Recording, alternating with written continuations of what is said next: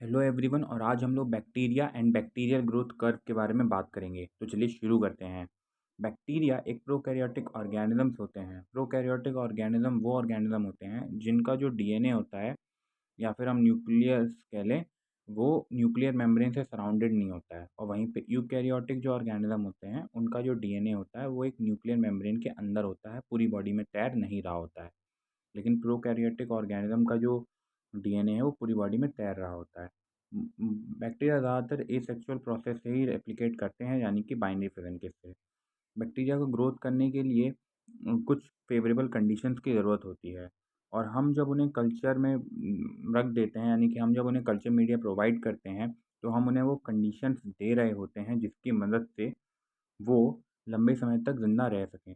और जब वो उनकी जो ग्रोथ होती है, यानी उनकी जो पॉपुलेशन की ग्रोथ होती है, तो एक तरीके का कर्व बनता है जिसे हम लोग बैक्टीरियल ग्रोथ कर्व के नाम से देख सकते हैं। यानी कि जब हम ग्राफिकल रिप्रेजेंटेशन कर रहे होते हैं बैक्टीरिया की ग्रोथ के प्रोसेस का, उसे हम लोग बैक्टीरियल ग्रोथ कर्व कहते हैं। बैक्टीरियल ग्रोथ साइकिल में 4 फेजेज़ होते हैं। सबसे पहले लैग, फिर आता है एक्सपोनेंशियल या फिर लॉग फेज़, फिर आता है स्टेशनरी और फिर आता है डेथ फेज़। बैक्टीरिया को कुछ कंडीशंस की ज़रूरत होती है खुद को ग्रो करने के लिए, जैसे कि ऑक्सीजन, पीएच, टेम्परेचर इन और एडिशनल फैक्टर्स की अगर हम बात करें तो उसमें आता है ऑस्मोटिक प्रेशर, एटमॉस्फेरिक प्रेशर और मॉइस्चर अवेलेबिलिटी। एक बैक्टीरियल पॉपुलेशन जनरेशन टाइम वो टाइम होता है जिसमें एक बैक्टीरिया ने अपनी पॉपुलेशन को डबल करने में कितना समय लगाया, और उसने अपने आप को मतलब जब वो किया, मतलब डबल किया यानी अपनी पॉपुलेशन को ग्रो किया, तो उसने कितनी रिक्वायरमेंट्स को हमारी मेट किया है। अब बैक्टीरियल ग्रोथ कर्व का ये एक डायग्राम है जो कि मतलब एग्ज़ाम में बनाना बहुत ज़्यादा ज़रूरी होता है। मतलब अगर आप मेडिकल बैकग्राउंड से हो तो आप, और या फिर आप ये डायग्नोसिस की पढ़ाई कर रहे हैं पैथोलॉजी की, तो बैक्टीरियल ग्रोथ कर्व पे जब आंसर आता है तो आपको ये बनाना बहुत ज़रूरी होता है। इसमें आपको लैग फेज़, फिर एक्सपोनेंशियल ग्रोथ फेज़ यहाँ पे दिख जाएगा, और फिर आपको दिख रहा होगा यहाँ पे ये स्टेशनरी फेज़, फिर ये आता है डेथ फेज़। सबसे पहले बैक्टीरिया कभी भी परफेक्ट इन्वायरमेंटल कंडीशंस को, मतलब ऐसा नहीं होता है कि बैक्टीरिया हमेशा परफेक्ट इन्वायरमेंटल कंडीशंस में रहते हैं। तो इसीलिए जो स्पीशीज़ होती है वो कुछ समय समय पे चेंज होती रहती है, क्योंकि इन्वायरमेंट भी कुछ समय समय पे चेंज हो रहा है। तो स्पीशीज़ खुद को ढाल लेती है। तो कुछ बैक्टीरिया के ऊपर एक कोटिंग होती है प्रोटीन की, जिससे बैक्टीरिया खुद को प्रोटेक्ट करके रखते हैं। फिर जैसे ही वो एक वहाँ ऐसी जगह पे पहुँचते हैं जहाँ पे उनको फेवरेबल कंडीशन मिल जाती हैं, तो बैक्टीरिया खुद को ग्रो कर लेते हैं। बैक्टीरियल ग्रोथ कर्व रिप्रेजेंट करता है उन नंबर ऑफ सेल्स को जो कि एक मतलब बीते हुए समय में उन्होंने कितनी ज़्यादा पॉपुलेशन खुद को डिवाइड कर लिया है। यानी कि जैसे कि हम कहें कि उन्होंने 1 मिनट में कितने सेल्स को ग्रो कर लिया, ये बैक्टीरियल ग्रोथ कर्व रिप्रेजेंट कर रहा होता है। सबसे पहले आता है लैग फेज़। लैग फेज़ में सेलुलर एक्टिविटी हो रही होती है लेकिन ग्रोथ नहीं होती। यानी याद रखिएगा कि इस यहाँ पे बैक्टीरिया जो है वो बाइनरी फिजन के लिए तैयार हो रहा है, फिजन नहीं कर रहा है। यानी कि यहाँ पे पॉपुलेशन में ग्रोथ नहीं आएगी। यहाँ पे सिर्फ बैक्टीरिया शुरुआत में सिर्फ खाना खा रहा होगा अच्छे से, मतलब हमने कल्चर मीडिया में उसे वो सारे न्यूट्रिएंट प्रोवाइड किए होंगे जिसकी मदद से उसकी ग्रोथ हो सके। तो स्मॉल ग्रुप ऑफ सेल्स को हम लोग न्यूट्रिएंट रिच मीडिया में रख देते हैं और फिर उन्हें अलाउ करते हैं कि वो प्रोटीन बनाएं अपनी बॉडी में ताकि वो रेप्लिकेट कर सकें। फिर ये जो यहाँ पे लैग फेज़ की एक ख़ासियत होती है कि यहाँ पे जो सेल्स होते हैं वो साइज़ में इंक्रीज़ होते हैं, ना कि नंबर्स में। इस बात का हमेशा ध्यान रखिएगा कि लैग फेज़ में, ये एमसीक्यू में क्वेश्चन आता है कि लैग फेज़ में बैक्टीरिया किस में ग्रो करते हैं, साइज़ में या नंबर में? तो साइज़ में ग्रो करते हैं। फिर आता है लॉग फेज़। लैग फेज़ के बाद में बैक्टीरियल सेल्स एक एक्सपोनेंशियल फेज़ में पहुँच जाते हैं, जहाँ पे सेल्स सबसे ज़्यादा तेज़ी से डिवाइड कर रहे होते हैं। इनका डीएनए, आरएनए, सेल वॉल सब कुछ डिवाइड हो रहा होता है, और यही वो फ़ेज़ होता है जहाँ पे एंटीबायोटिक सबसे ज़्यादा काम भी करती हैं।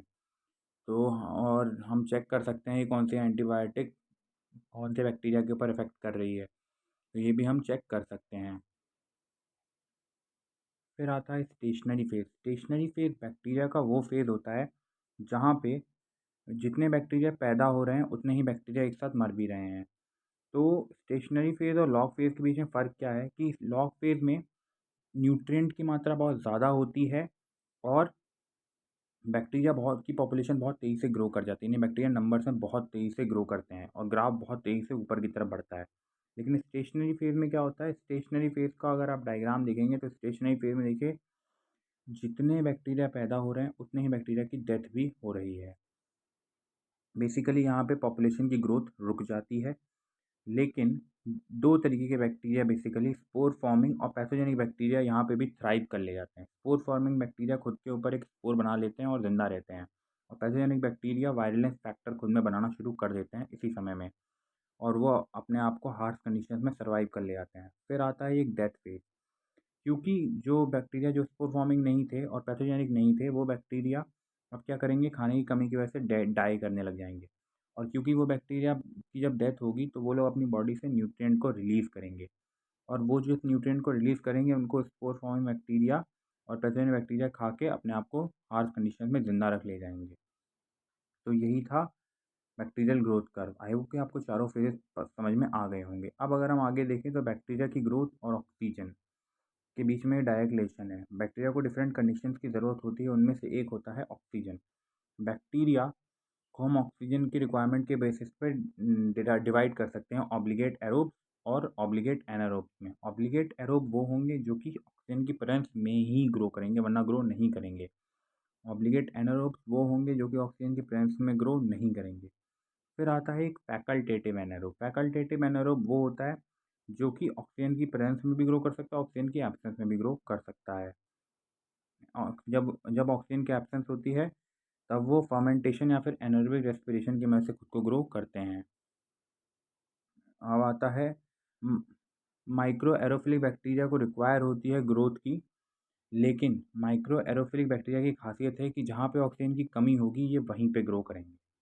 फिर आती है बैक्टीरिया ग्रोथ और पीएच में क्या रिलेशन है, मतलब पीएच कितनी चाहिए होती है बैक्टीरिया को, तो पीएच के बेसिस पे भी हम बैक्टीरिया को डिवाइड कर सकते हैं एसिडोफाइल्स में। एसिडोफाइल्स वो बैक्टीरिया होते हैं जो कि 7 वाटर की पीएच होती है, उसके ऊपर जितने होते हैं पीएच स्केल में वो होते हैं बेसिक के लिए, फिर 7 के नीचे जितने होंगे वो एसिड के लिए होगा।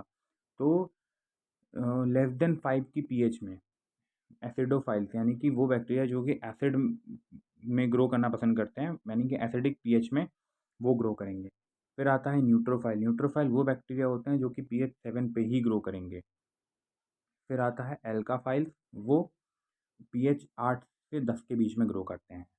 फिर आता है बैक्टीरियल ग्रोथ और टेम्परेचर। टेम्परेचर के बेसिस पे हम बैक्टीरिया को डिवाइड कर सकते हैं। सबसे पहले आते हैं साइक्रोफाइल। साइक्रोफाइल्स वहाँ पे ग्रो करते हैं जहाँ पे टेम्परेचर बहुत कम होता है, जैसे 4 डिग्री सेल्सियस 25 डिग्री सेल्सियस के बीच में। फिर आते हैं मीज़ोफाइल्स। मीज़ोफाइल मॉडरेट टेम्परेचर में ग्रो करते हैं, जैसे हमारा बॉडी टेम्परेचर 37 डिग्री सेल्सियस। फिर आते हैं थर्मोफाइल्स। थर्मोफाइल्स एक्सट्रीम टेम्परेचर में ग्रो कर सकते हैं, यानी कि हॉट वाटर पॉन्ड में भी ये ग्रो कर ले जाते हैं। हाइपर थर्मोफाइल्स कहा जाता है इन्हें। फिर आती है बैक्टीरियल ग्रोथ और लाइट। कुछ बैक्टीरिया ऐसे होते हैं जिन्हें ग्रो करने के लिए लाइट की ज़रूरत होती है, उनमें से एक है साइनोबैक्टीरिया। साइनोबैक्टीरिया एग्जाम्पल है फोटोट्रॉप का, जो कि लाइट का इस्तेमाल करता है फोटोसिंथेसिस के लिए। और भी कुछ बैक्टीरिया जैसे पर्पल एंड ग्रीन बैक्टीरिया, ये ऑक्सीजन को प्रोड्यूस नहीं करते, लेकिन ये बैक्टीरिया बैक्टीरियो क्लोरोफिल को कंटेन करते हैं, और ये वो शॉर्टर वेवलेंथ जो होती है लाइट की उसको अब्जॉर्व कर लेते हैं, क्लोरोफिल से मतलब थोड़ी सी कम लाइट की, और फिर अपने बॉडी में सिंथेसाइज कर लेते हैं जिन प्रोटीन की रिक्वायरमेंट होती है उनको। Thank you so much. I hope कि आपको ये वीडियो पसंद आया होगा।